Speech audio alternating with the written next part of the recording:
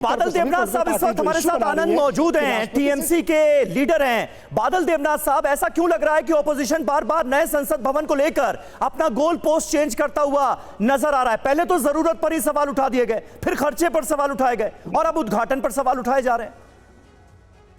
नहीं सर, नए संसद भवन को लेके किसी को कोई समस्या नहीं है। समस्या तो ये है संविधान के ऊपर जो है, जो राष्ट्रपति है, महामहिम राष्ट्रपति द्रौपदी मुर्मू और आदिवासी राष्ट्रपति आप लोगों ने खुद भाजपा ने बनाया है और उस राष्ट्रपति देश के प्रथम नागरिक है।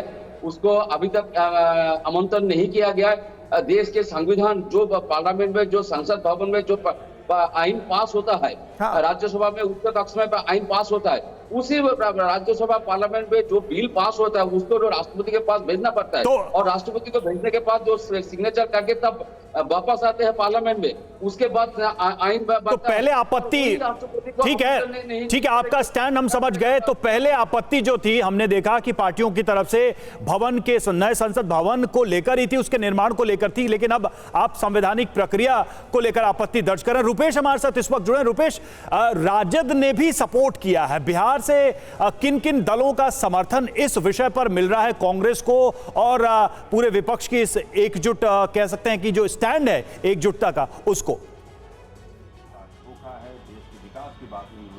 देखिए, बिल्कुल बिहार की जो तमाम विपक्षी पार्टियां हैं, जो बिहार में जो सरकार है, 7 दलों की सरकार है, उसमें से ज़्यादातर ने इसका बहिष्कार कर रखा है।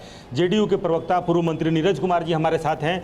नीरज जी, ये नकारात्मकता, बीजेपी कह रही है कि एक नकारात्मकता है, एक अच्छी शुरुआत, देश का गौरव बढ़ेगा, वैभव प्रदर्शित होगा, आप क्यों बहिष्कार कर रहे हैं, क्यों विरोध में हैं आप?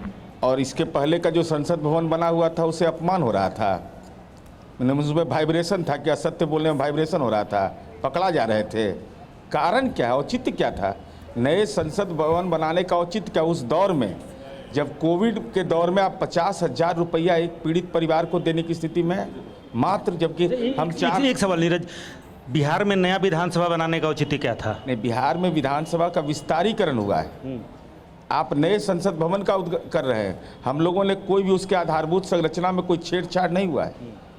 महत्वपूर्ण विषय यह है कि भाई स्वतंत्रता सेनानी के प्रति सम्मान का भाव है ना।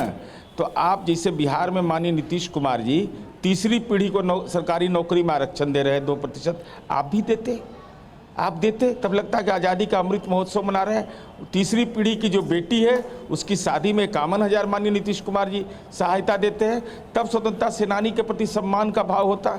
और सम्मान किसका? फादर ऑफ द नेशन का ना। ये गांधी के शहादत के 75वां वर्ष है, वो तो आपके जिह्वा पर कभी आता भी नहीं है। आखिर इसका औचित्य क्या है? आप किनके नाम पर कर रहे हैं? मिर्ची लग जाएगी। जिन लोगों ने ब्रिटिश साम्राज्यवाद के सामने क्या हाल कर दिया, ब्रिटिश साम्राज्यवाद में माफ़ी मांगा, किराया पेंशन लिया उनसे, ब्रिटिश साम्राज्य से। चूँकि आप माफ़ी मांग लीजिए देश से आज ना, कि हम लोगों के पुरखों ने कभी देश की आज़ादी की लड़ाई नहीं लड़ी, तब कोई बात समझ में आती।